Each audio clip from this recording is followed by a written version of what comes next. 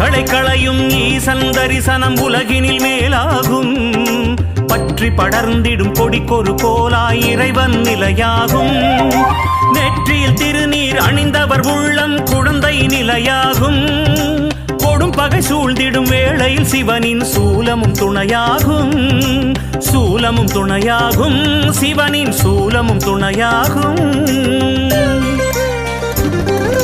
சர்வேஸ்வரா விஸ்வேஸ்வரா அவிநாசி லிங்கேஸ்வரா, திருமூர்த்தி மலை வாழும் லிங்கேஸ்வரா, அமன லிங்கேஸ்வரா. சர்வேஸ்வரா விஸ்வேஸ்வரா.